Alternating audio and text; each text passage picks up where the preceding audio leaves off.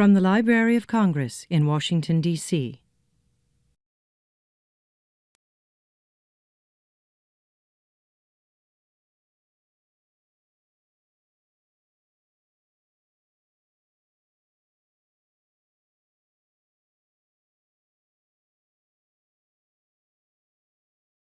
Dawn Lundy Martin is the author of 4 books, A Gathering of Matter, A Matter of Gathering, Discipline, Life in a Box is a Pretty Life, and most recently, Good Stock, Strange Blood, published this year by Coffee House Press. Dawn received a BA at the University of Connecticut, an MA at San Francisco State University, and a PhD at the University of Massachusetts Amherst. She's also the co-editor of The Fire This Time, Young Activists and the New Feminism, and a member of the Black Took Collective, a multidisciplinary group that performs and writes in hybrid experimental forms. Martin is a professor in the Department of English and the director for the Center of African American Poetry and Poetics at the University of Pittsburgh. Selecting Martin's manuscript Discipline for the 2011 Nightboat, this is a tongue twister. Selecting Martin's manuscript Discipline for the 2011 Nightboat Books Poetry Prize, Fannie Howe said, quote, "These poems are dense and deep. They are necessary and hot on the eye. Discipline is what it took to write such a potent set of poems," end quote. It is, I think, an apt description. Though speaking in generality, I might wager an extension. To me, the quote, "I" of Dawn's work might as well be wholly corporeal, a lens totally invested in a nuanced, accurate, and interrogative view of both blackness and, on a larger scale, personhood. She is a poet obsessed with the interiority of words, both the signifier and the signified, but she's also one who loves paradox, complication, lineage, intuitive fragmentary plainness, and all things tactile. In Dawn Lundy Martin, I find a brave, dedicated voice. She's one who attenuates the storm only to demand we notice how difficult, how caustic, how particulate storms can be. And it's her intense and strict instruction to recircle the poem, but really the everyday, that makes her so powerful. So please, without further ado, let's welcome Dawn.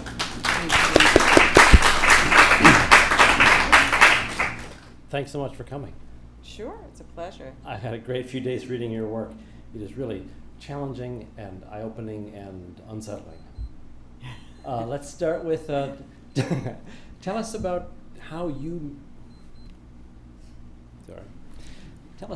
you made space for yourself as a poet, how you began to think of yourself as, yes, this is something I can do in this country.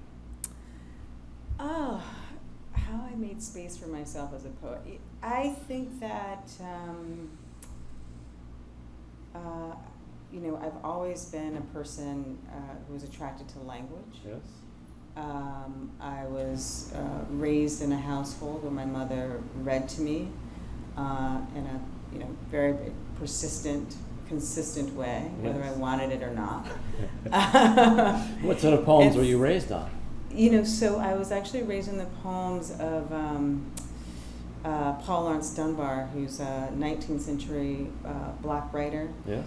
And so he wrote both in conventional forms, right, in conventional English, and he wrote in the black vernacular. Mm-hmm. And when I was a kid, those poems that were written in the black vernacular were the most exciting to me because I thought they were funny, and it was funny to hear my mother read them.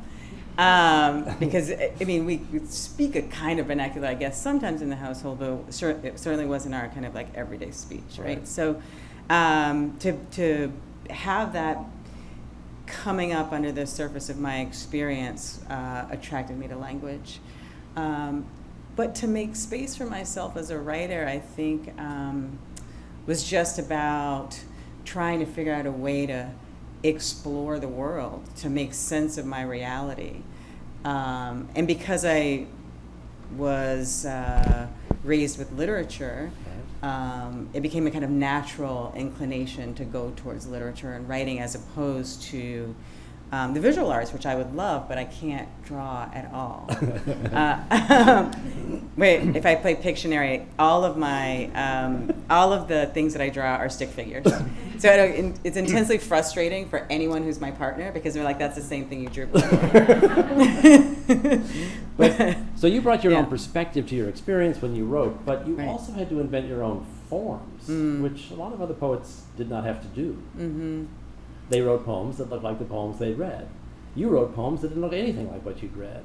Right. I did once. I did once upon a time. Yeah. I wrote poems that looked exactly like most of the poems that I had read.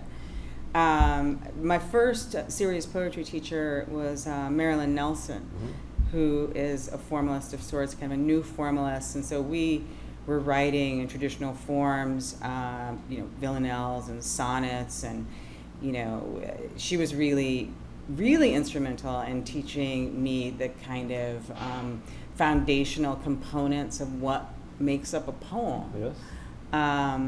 And then at some point, I started to get feel itchy within those constraints, Yes. and started to kind of edge my way out of them. So that's when the invention started to come. But I actually think that in order to really innovate, one has to know what they're innovating in response to, in Yes, a way. I totally agree. Yeah. Yes, right. And you'd read Walt Whitman and other people that were doing expansive Yeah. things in the 19th century, of course. Exactly. Sure. And then in the 20th century, too. But why poetry? Why not write essays or fiction? It's a really good question. Because you have a lot to say, a lot of Yeah. critical things to say. I can easily see you at home in other forms, other genres. Yeah, I do write essays, but my first love is poetry. And I actually can't say why. In some ways, as a young person, I was trying to figure out, as a young person, meaning like in junior high and high school, Okay. trying to process experiences that were traumatic, Yes. and drawn for some inexplicable reason to poetry. At that point, by the time I got to high school, it wasn't as if we were reading poetry in high school. It wasn't as if somebody came and said, "Oh, you should write poems," and Right. no one told any of us to write poems. At that point, it was kind of, I wasn't listening to my mother anymore, so she wasn't reading to me. So I think that part of the reason if I kind of look back, like I don't know what was happening in that moment, to kind of like be a frustrated, rebellious 16-year-old sitting down and writing poems when I really wasn't reading that many poems. Yes. It feels like a strange thing to do. Yes. But now if I look back, I think, the language of poetry is a kind of terse figuring out. And it may be what I needed to survive that particular moment. And maybe somehow instinctually, in a way that is beyond me, I kind of knew that. But yeah, it's a difficult question to kind of have an absolute answer for, to really nail down in that way. No, that's a good Yeah. answer. But identity is perhaps your most fascinating subject. The subject you return to again and again. The I that is me lies forever in the mute mouth of the image. Those are lines you can just think about for a long time. Their syntax, once definition of this body. When the I speaks, it speaks into another's speech, and this is labor. Talk about that labor of poetry, speaking in this other language. Their syntax.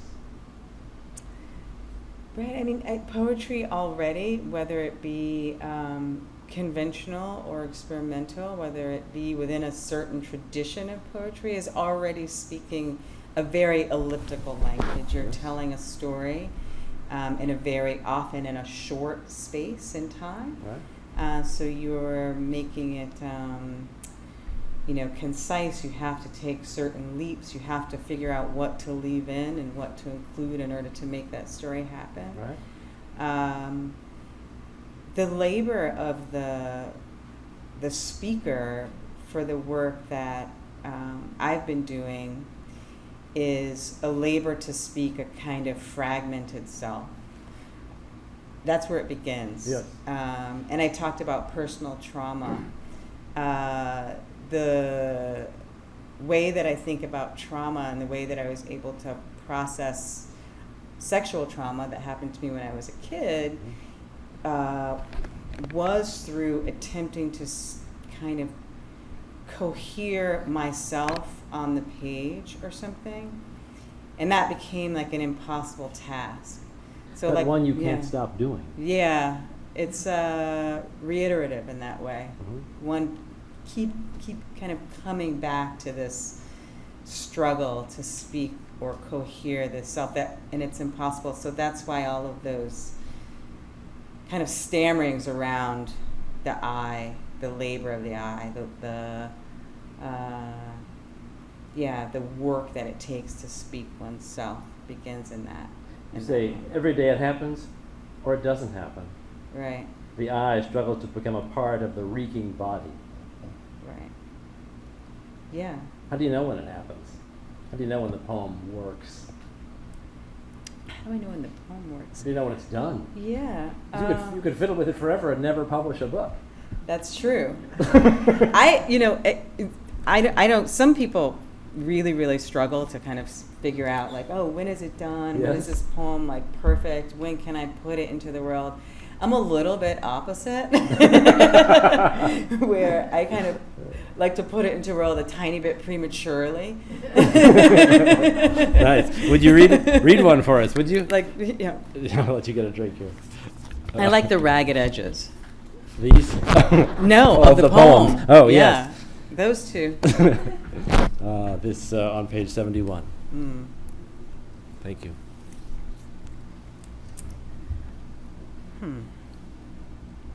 Untethered from happenings rooted to temporality. Untethered from happenings rooted to temporality. The I is made of many arches and windows. Enter this structure, the entrances to the many houses of God. And yet, each morning a fire heart grief coming out of sleep, the listening to the smoke as it fills and weeps inside the chest, choking strength out, hands weighted, dangling. We wonder where else it lives before it fills us up. We assume it comes inside through the hole that promises invasion. This layering of forms pushes you toward abstraction. We have stolen madness from the white people. An angry white man will call us a crazy bitch in a text. But we have long done been free. Coffee is brought to our bedside on a silver tray. We are unrepresentable. We sip into the grief mouth. Thank you. The I is made of many arches and windows. Such a paradox to think of ourselves as being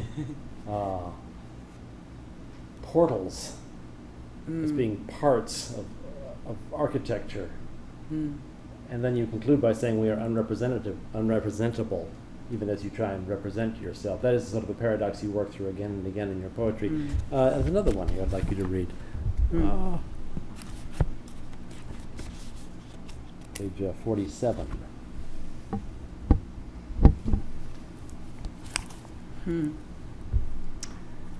Always the I is fissure, recklessly yearning for its whole sense of wholeness like a potato.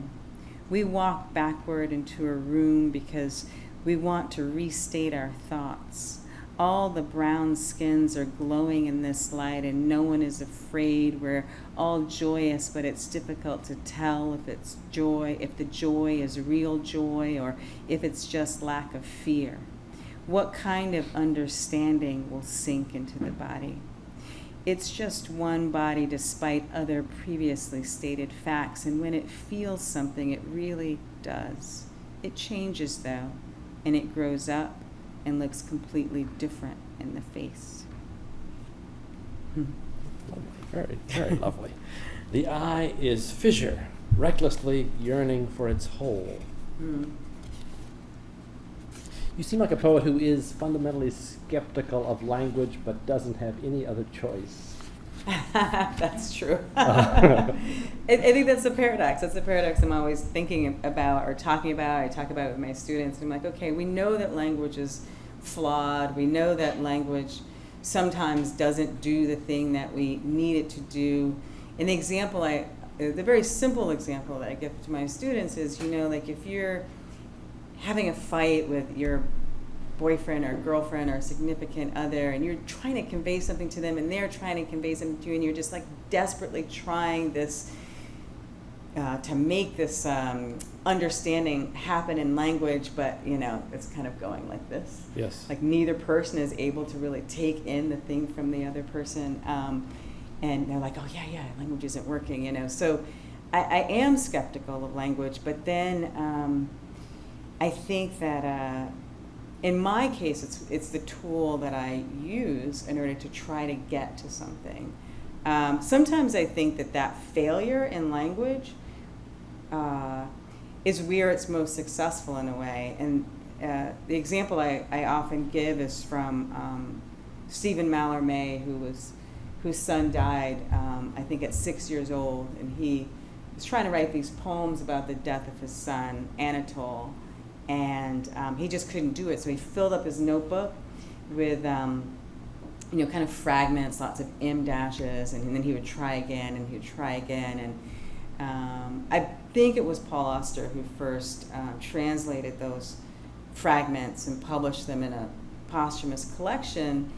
But when you read that posthumous collection, all of those failures, the grief that you feel after reading all of those attempts is so profound. So even, so yes, language, I'm skeptical. Yes, it sometimes doesn't convey what we need it to convey. But on the other hand, the art, I think, of manipulating language in that process, and sometimes those failures, you get exactly the feeling that you need to kind of convey. Yes. Yeah. You said in one interview, when moments of clarity occur, they do so by happenstance, by a circling so close around and around a thing, you touch it as if by accident. Yeah. You can feel that happen in your poems, but of course, that's just an illusion. The poem is not, in fact, happenstance. It's not an accident. No. It's fixed on the page. It's revised. It's re-seen. And yet it still maintains that sense of the accidental. Mm-hmm. The accidental does sometimes happen. And you leave it. Sometimes I do if it works. Yeah. If it's like an accident that doesn't work. Sometimes the accident, I think some of the poets that I'm interested in, like Susan Howe and Anne Lauterbach and other kind of poets interested in the laboratory, you leave the accident when it works. Yes. Yeah. In one poem you write about the need for unrecognizable speech, resisting the tyranny of the prosaic, the beautiful, the poetic utopia. Mm-hmm. I love that, the tyranny of the prosaic. What do you mean by that? What was the last part? The tyranny of the prosaic, the beautiful, the poetic utopia. Those are the things you're trying to resist. It's not fair for me, is it, to pick out these fragments and throw them at you? Yeah, no, I'm things you wrote years ago. Right. I think it's still true. What I am distrustful of in some ways is when somebody sings a horrific song into my ear. So I admire and the craft of lots of lyric poetry, but sometimes the story feels like it needs something else, and I don't trust the lyric quality of that story. It's too polished? Told. It's too polished. Too pretty? Maybe. Too pretty. Where does language go limp? Yeah. Break apart, fall into pieces, stammers, glimpses. That's what you're looking for. Where do the black marks make up letters? Yeah. Do you ever say that there was like a song in the 90s that was turned into a dance song, and it was like, she's homeless, you know the song, She's Homeless. And then it was like turned into a dance song, and like, so you'd go out dancing, and, you know, it'd come on, and everyone's dancing, she's homeless, which was, it's like a horrifying thing. But it'd been pretty But fun. you're so caught up in the beauty and the emotion of the music, you forget to listen to the actual lyrics. But yeah, so sometimes I think like the stammer, the guttural, the sound, the kind of cacophony of speech, you know, that has a meaning too. That has a register. That gives you a feeling in your body as a reader, as a listener. Right. It might be truer in some sense. Maybe in some cases, not in every case, I think. Read this poem on page 37.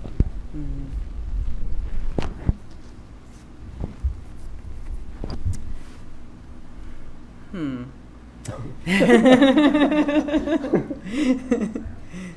This one I've read before. There are poems, I'm like, the first poem that you had me read, I was like, I haven't read this in so long.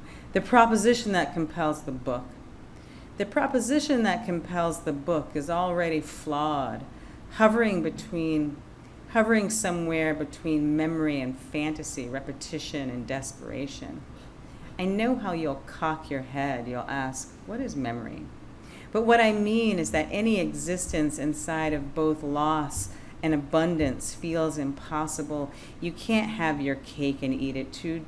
Don't rob Peter to pay Paul. Somehow, after all these years, I'm still alive. I cannot stand to exist against the banal. I'd rather be a monster than live inside of your cereal box. And I was a monster, wasn't I? Did I grin when you suffered? As an estimation of justice, that night in question, how an infection entered my pussy and got hold. Like you, I am unforgiving.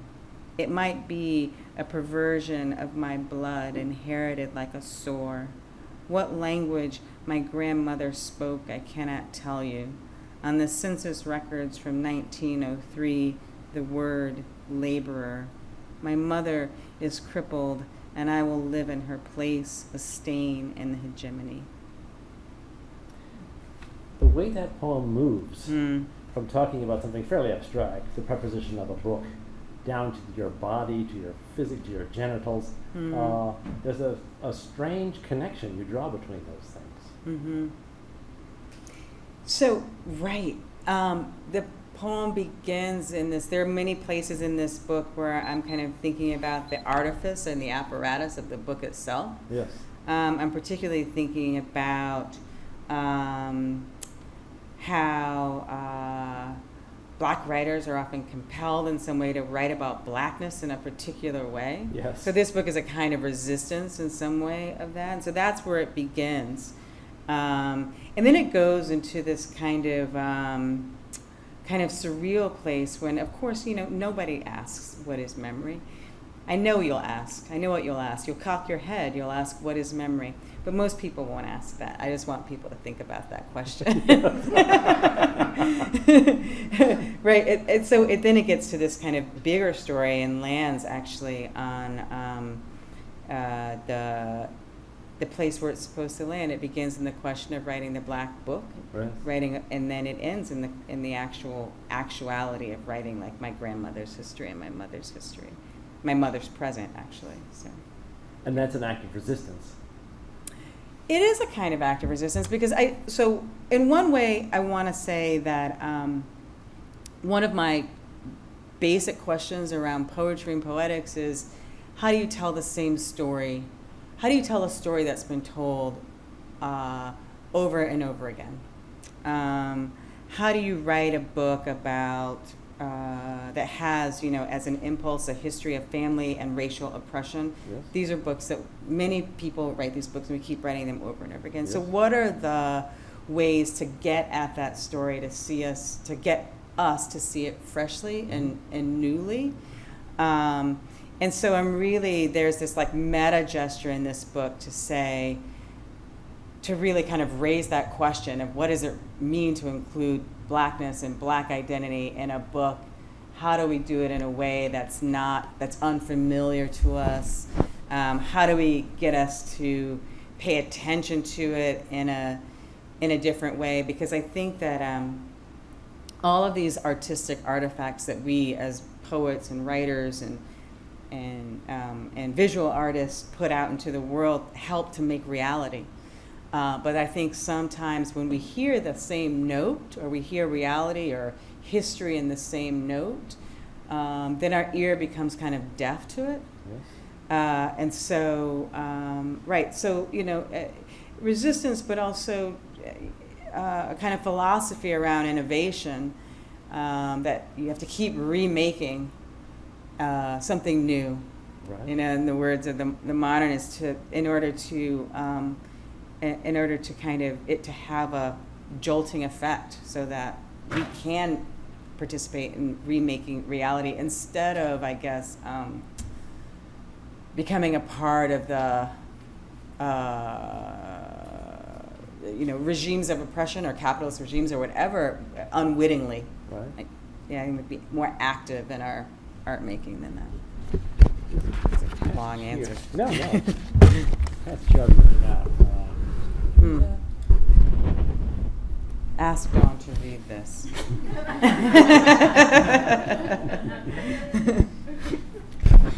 What I will say to you will not be heard.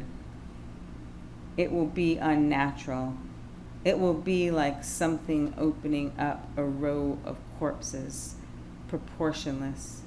I want to tell you of my perennial gracelessness, of my epithet hunger, of a joy that is neither sadness nor joy, a joy that is a rung of teeth. Say something. That's my first book. The irony there is, of course, that we do hear you because of the strangeness of those images, the startling nature of those words. When you say we're not going to hear you, we do in fact hear you. It is something unnatural. It is something proportionless. It's not graceless.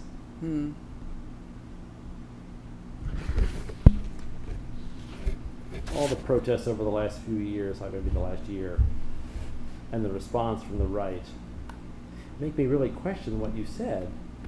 I think a lot of Americans have never heard this story before. They're not getting tired of the story. They just still haven't heard it once. Which one? Which story? The story of what people of color have experienced in this country over the last 300 or 400 years. Right. This idea that we're going to jump to colorblindness, that they just haven't heard this. When Why they is come that? back and say things like, well, don't all lives matter? You just realize there's just such an unbridgeable gulf in this country, but between what some people have experienced and realized and other people haven't. It's just exhausting. Yeah, I wonder if it's about the kind of moment that's happening now where there's like this real like linguistic breakdown, where language, I think in particular, like there's a reality, we all see the same reality, we see the same action, the Right. same body doing what it's doing. Yes.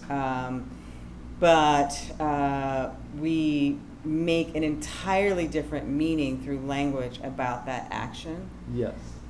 depending on our perspective, Yes. depending on our ideology. That's never been clearer, I think, than in the last year. Right. So I think, it's hard to figure out like what it means to tell a story in this particular moment, because you can tell the story and then somebody else retells the story in a way that's completely unfamiliar to the story itself. Yes. So Yes. I don't know. Yeah. Yeah, the story came out today about how the use of body cameras on police hasn't made any difference at all. I think Right. a lot of us thought that once we got the actual evidence that behavior would change, but no, Right. because it's thought that determines people's actions and experience. It's not images, Right. and they can think whatever they want. It's true. I do think, though, that there's a way in which, perhaps like, if there's a way out of, so my friend and colleague and collaborator, we're working on a book together, Erica Hunt writes about normative language, and she says it produces normative like realities. Okay. And so one of the powers of innovation, even just messing with syntax, Yes. can perhaps trick us a little bit into something else. Yes. Like a grammatically correct sentence is kind of dictatorial in the way in which it kind of urges us into a particular kind of knowing. Yes. So maybe, switching words around or messing with syntax, maybe that's a way of kind of helping us to trick us, and we need to be tricked into seeing something new. Tricked into sympathy, into empathy. Yeah, exactly. Tricked into empathy. Yeah. Maybe. Could you read poem number 5, tab number 5? Sure.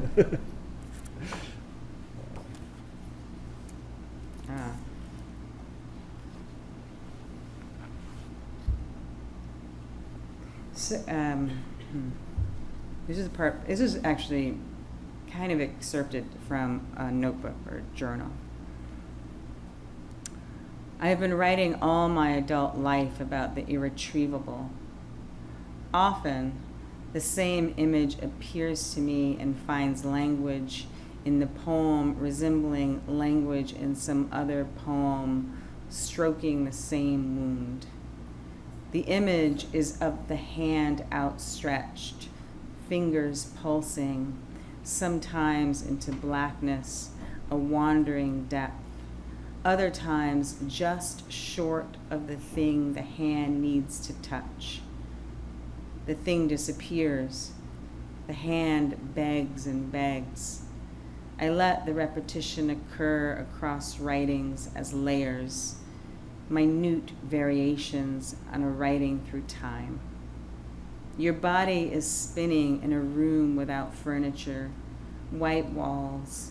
You look out onto a stark beach, ocean with storm surges, waves too far back and too far in against shore, caught at the window by the smallness of your own existence. You have the urge to wander, but cannot. No feeling of a body present, instead inevitability. That image of the hand stretching out over and over again, never reaching what it's grasping for, that's a very personal image for you. It's an image of your work as a writer. It's really kind of a reading across my work as a writer. Yeah. There's often the thing that can't be accessed, the thing that can't be touched. But the interesting thing about that particular piece for me just now, like being reminded of it, is that I went to see this psychic, and it wasn't a psychic, it was a shaman. I went to see a shaman. I don't actually believe in psychics or shaman, but I go to them all the time. So you like whenever I can, I'm like, believe. I just want to see what's going to happen. I mean, I guess I believe it when it. Sometimes in the moment, I'm kind of like, oh, this is great. I'm totally believing it, and then I don't know. Anyway, so I go. I think nothing's going to happen. I go to see this shaman in Austin, Texas. A friend of mine said I should go see this guy. He's in a trailer. It's only $40, which is amazing. So I go in,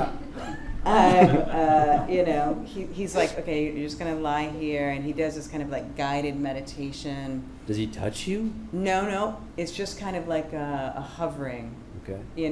I can kind of feel his presence a little bit, but not really. And he says some things. He's kind of like, go to a place where you feel comfortable or something. It wouldn't be that trailer. Well, that's the thing. I know it wouldn't be the trailer, but so my friend who had done this went on this whole journey, and she told me about it. It was like a psychedelic trip or something, and I was like, wow, I want to do that. And I go, and the only image I have this image of being in this beach house. It has all white walls, lots of windows, but there's no way out. And besides the black dragon that I saw for the first 5 minutes, that's my only experience for like the next 40 minutes is walking around this beach house with white walls and windows with like no doors out. And for some reason in my journaling or writing about that, I kind of thought about the way in my poetry where there's this kind of like unreachable thing, this something that I'm trying to touch, something that I'm trying to touch with language, or these images of something that's just beyond, maybe also happening in a way, I guess, in this like meditative state in this trailer guided by a shaman in Austin, Texas. So I just put the two together. Wow. Let's stand up and turn around. It's not an intermission. You cannot leave. Okay. Just stand up, turn around, sit back down. We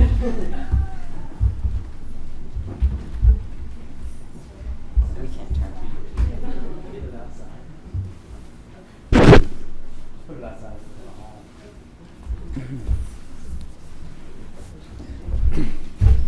We're all just little humans, as if from a dream, as if without form.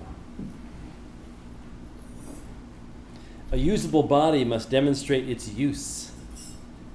This is what a woman's body is, an effort in covering or not covering, a way toward exits.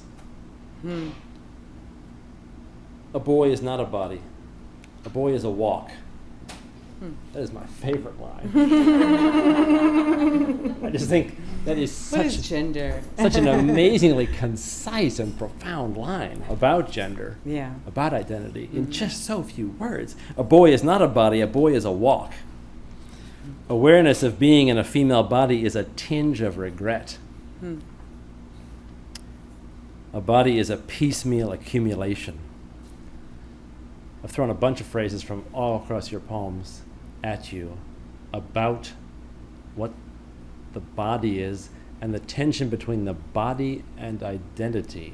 Can you talk about that and your concept of it? I mean, I think that a lot of my work is about trying to work through those sets of questions around the body and identity and how we know who we are.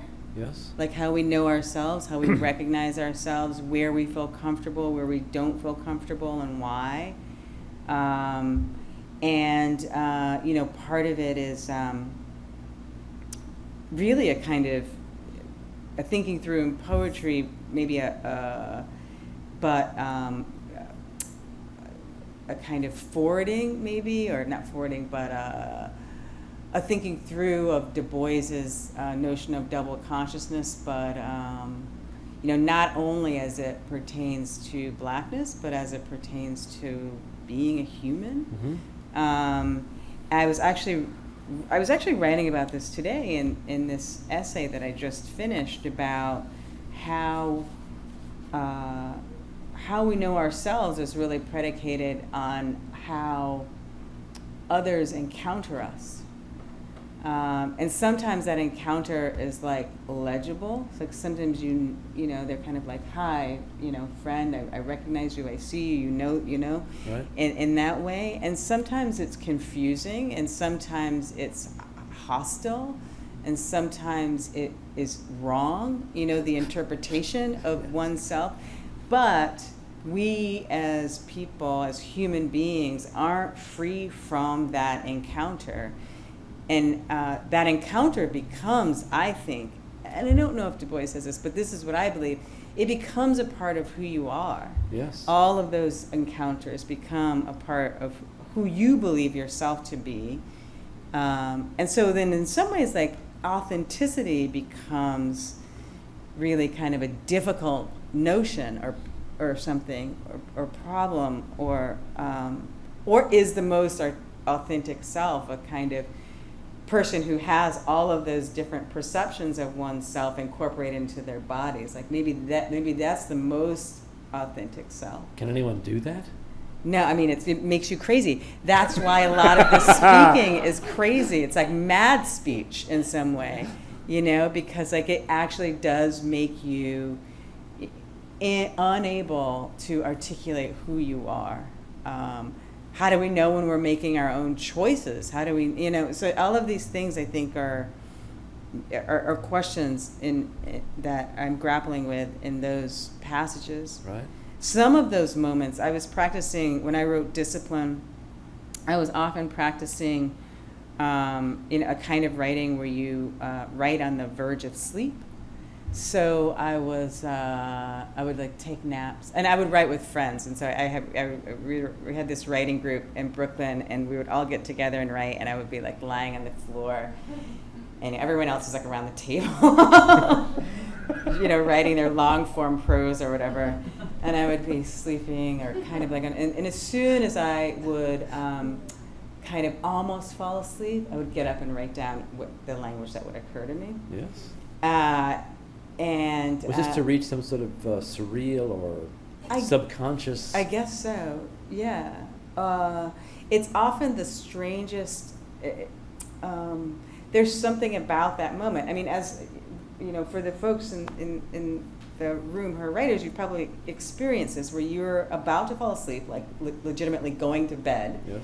And you're in bed, and then something comes to you, and you think, "Oh, that's good. I have to write that down." Yes. And and then if you don't, you'll never remember it. If you write it down, it's often really, really good. It's like there's something about that space, I think, in one's imagination when you're loosened from thinking in a way, right, where you can get to another kind of truth. I think. Anyway, that was you didn't ask me about that, but no, it's some of that was written in that like state, or like Alice Notley talks about writing the descent of Alette. She would put herself in a trance. Yes. And right, yeah. It's kind of. I wish I could do that. I wish I could put myself in a trance, but it's there's a similar something about that moment. Did you ever experiment with drugs to reach a state like that? You know what? I have experimented with drugs, but usually I'm just high. I'm not writing anything. I'm just like, this isn't working. So I don't do that. Okay. Could you read this poem on page 55? Yes, of course.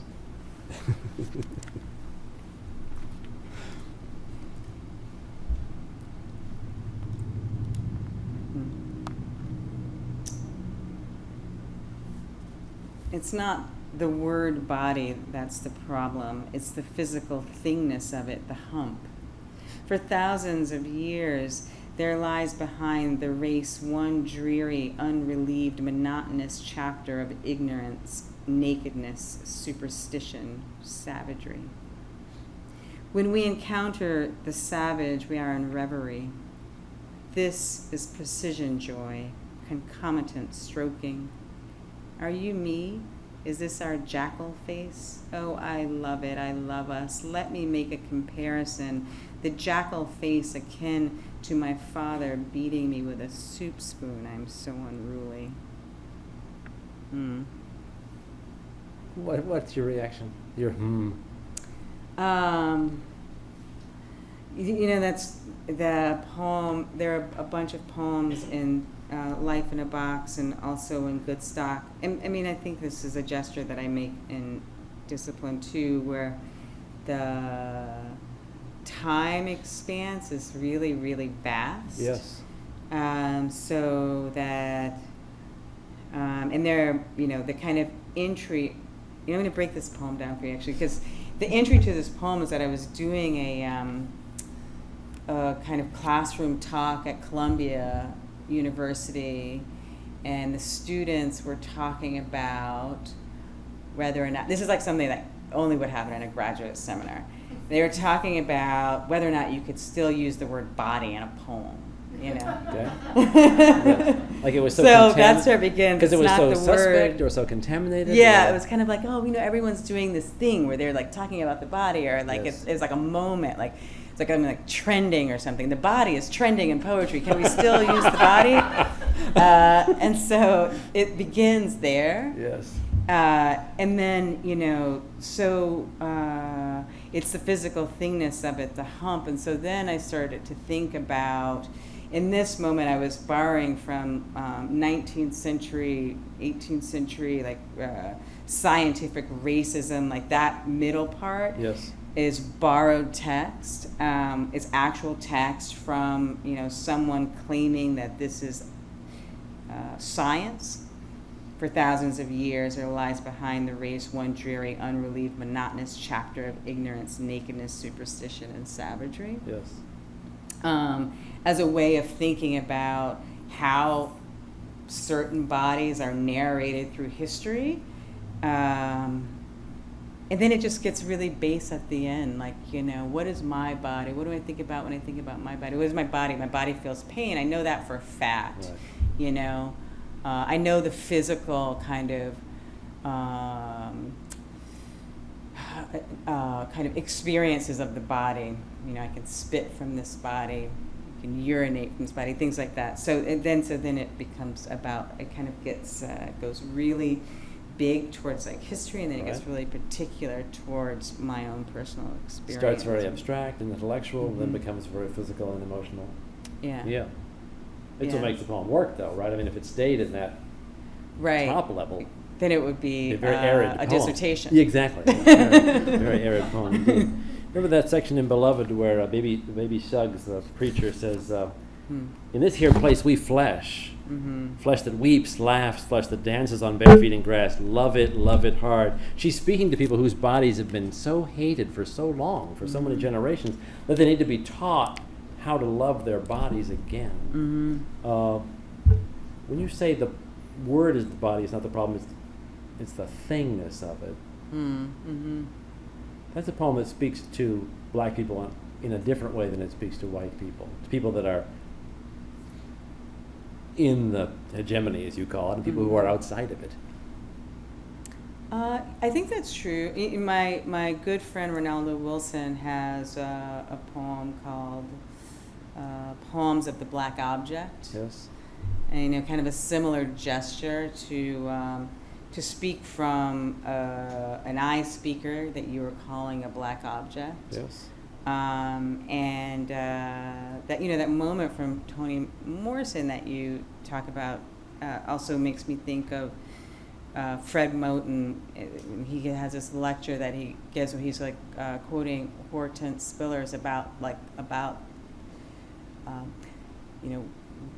to be a black body at a particular point in history was to really be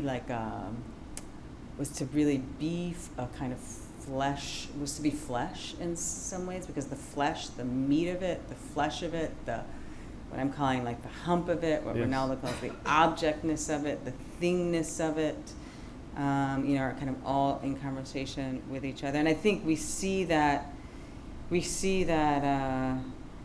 that narrative from slavery kind of still in our contemporary moment about, there was that thing did you see this thing? I saw this, I was glimpsing at Facebook today, and there was this nursing, a new nursing textbook that was put out by a publisher, I can't remember the name, and it was talking about the ways in which different races experience pain. This is in 2017.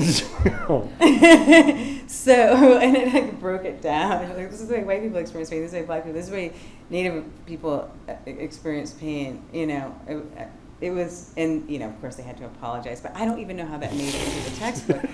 How many people did that have to go by in order to make it into the textbook? So, those narratives, of the particularities of particular kinds of bodies, flesh, how they become narrated as things or whatever, it's a continuous and diffuse kind of, the academic in me would say, discursive thing that happens still in this contemporary moment. We still have those resonances and traces with us. Yeah.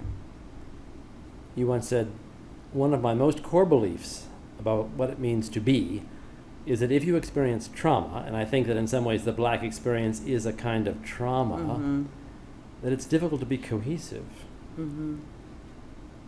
That impossibility of being cohesive makes it hard for me to rewrite that I over and over and over again. It's a very slippery thing.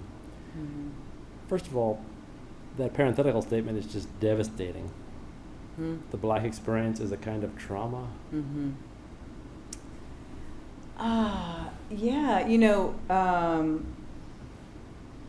or, it's also been like the relationship between, or it's kind of like melancholy or something, or melancholia or something.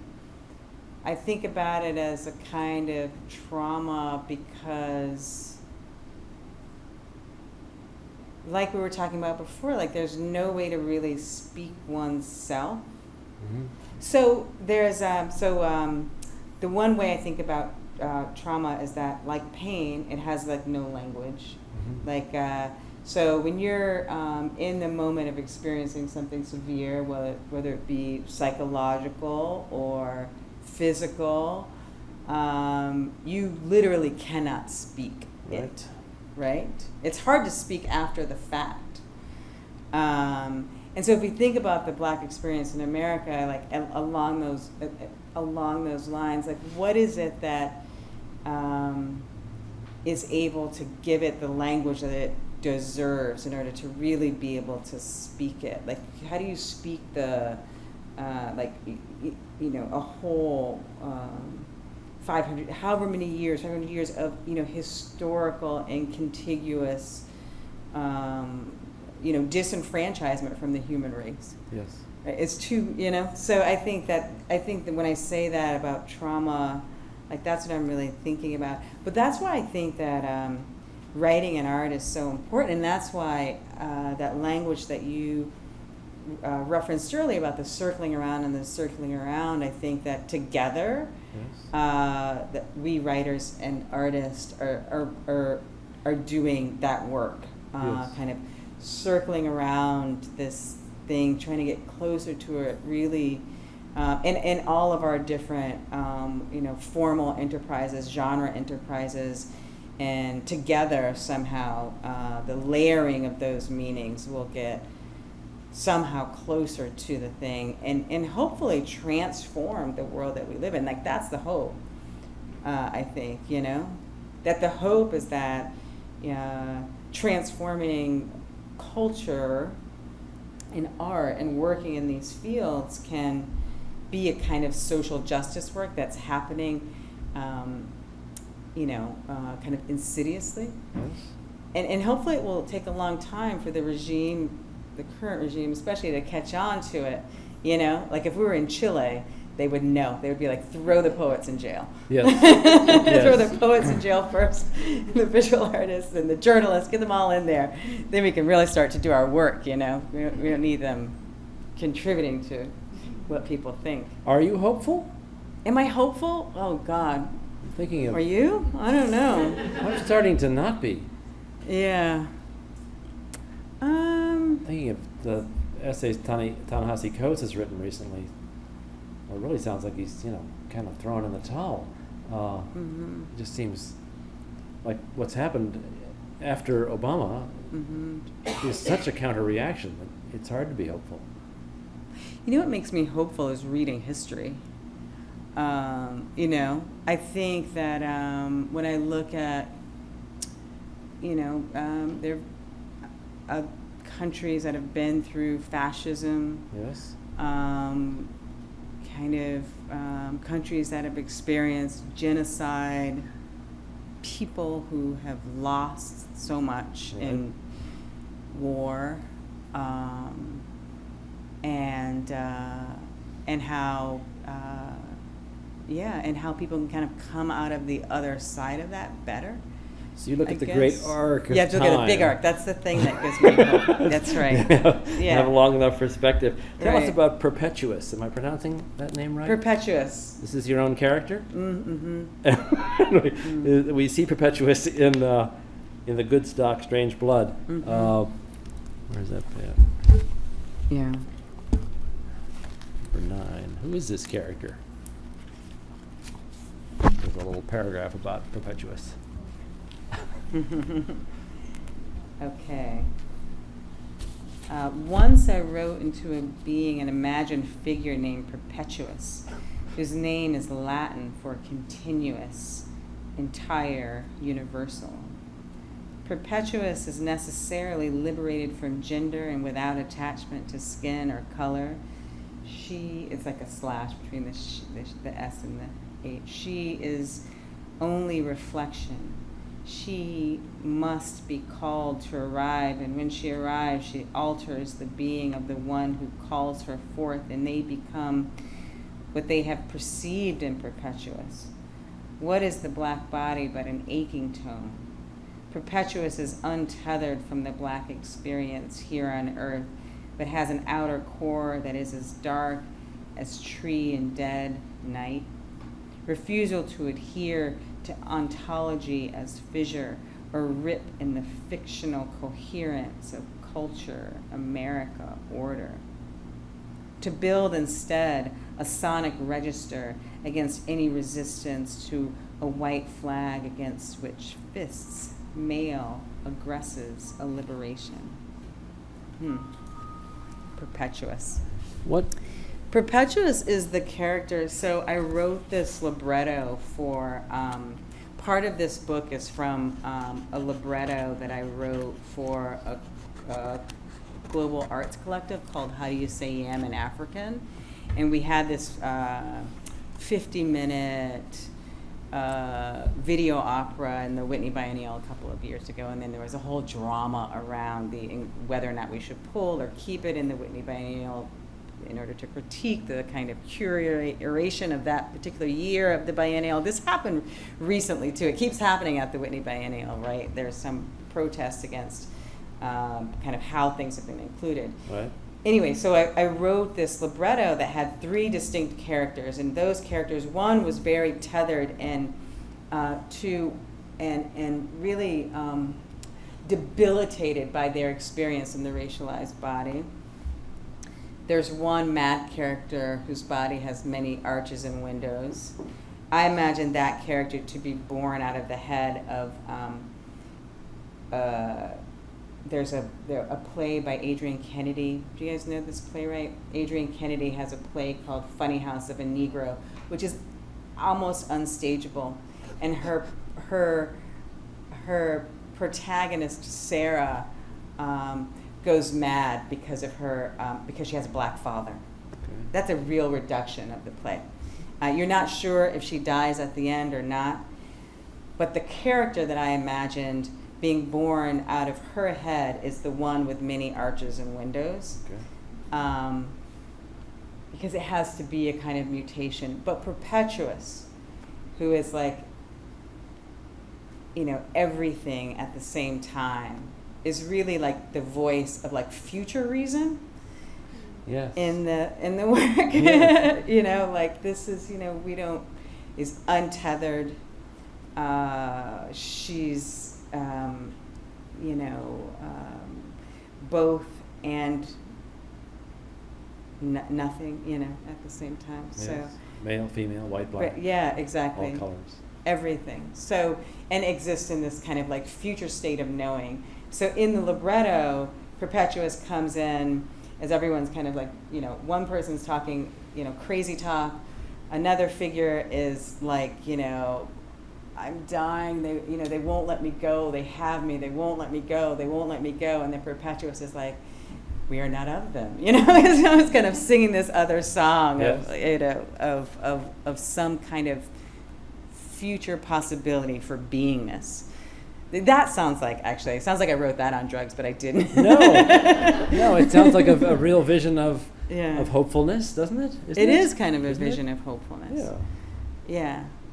When you think of the anti-Catholic and anti-Irish sentiment in this country that's now gone, pretty much, it is kind of a model of what could happen with other repressed groups someday. Do you think? Am I putting That's that? True. Does that sound incredibly naive, or? I mean, we could circle back around to hating Catholics and the Irish. Who knows? knows what's going to happen? That's true. You know, I mean, To bring that you back. think we could bring that back? Yeah. Okay. I agree that there may be some possibility for change. I also believe in kind of change on the infinitesimal level. Like I think that when change, sometimes you can't see change happening because it's happening on kind of grassroots, small Right. communities. In our relationships with people, in our relationships with each other, how we talk to people on the plane. I feel like after the election, white people are like who are like progressives are so nice to me. I was on the plane. I was like, this woman is so nice. This is amazing. She's like, no, yeah, we have to interact. Like we're overcompensating? Right. Well, also I think maybe that's true, but I think what's nice about it is that we have to interact as humans. Like we can no longer kind of afford to be in our own, cocoons and silos as much as we might like to. Yeah. Can you tell me about the Third Wave Foundation? Oh, the Third Wave Foundation. Speaking of hopefulness. Yeah, when I was a baby poet, before I was really, I hadn't published many poems by then. I was working in philanthropy in New York and working in the feminist movement in a way, or wanting to. I started an organization called the Third Wave Foundation, which was a young feminist activist foundation with 3 friends. Rebecca Walker, the writer, who's Alice Walker's daughter, and I hope she's not watching because it's the first thing I say about. She's like, Alice Walker's daughter. And my friend Catherine Gund and Amy Richards, and so who's a writer there, and Catherine Gund is a filmmaker. And so we all got together and started this organization. We really wanted to. We were extremely hopeful in that we thought we could. The 4 of us, that we could save feminism by getting young people really excited about it. Yes. And we had this real debate, really, about whether or not we should use the word feminism. Yes. And I was like, no, we have to use the word feminism if we're going to save feminism, or else what's the point? And they were like, no, but we could use another word. I was like, it makes no sense. So that was the goal, was to kind of refresh and reinvent feminism, because young people, and we wanted it to be a kind of multi-gendered feminism, so that young people would get excited about women's issues, excited about gender issues, in a way where when we would go to college campuses, they were really in critique of the word and the kind of legacy of feminism, especially as it had to do with race. Yes. And they had backlashy type stereotypes about what it meant to be a feminist, and so we wanted to be like, look, we're normal, we're attractive people, it's fine, you're going to be okay if you believe in gender equity. It's that kind of thing. That's a hopeful thing. It was a hopeful thing. Is it still going on? It is. It's smaller now. Yes. But we were, so we were around for 20 years in a big way. Yes. We gave away millions of dollars to young activist organizations all across the country.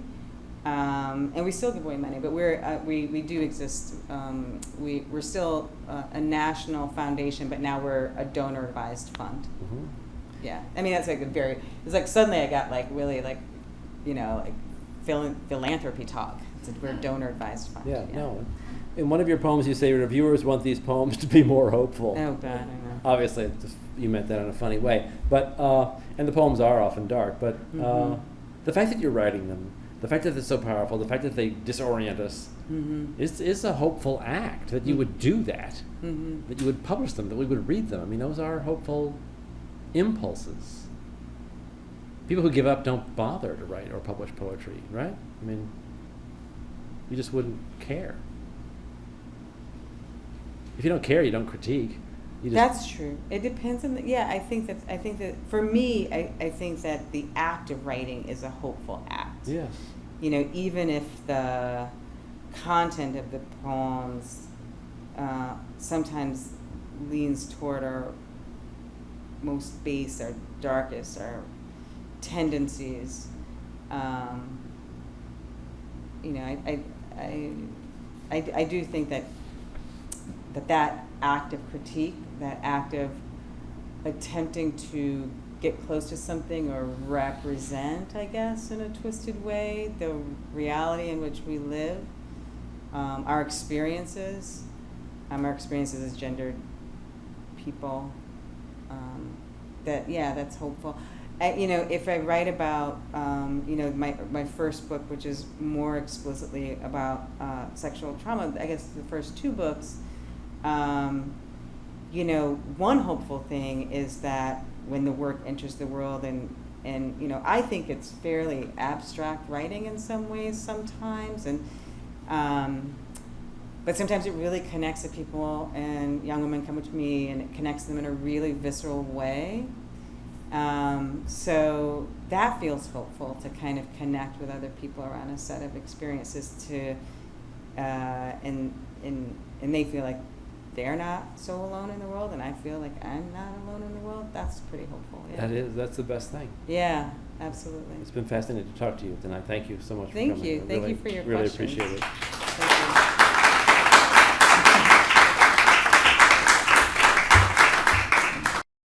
This has been a presentation of the Library of Congress. Visit us at loc.gov.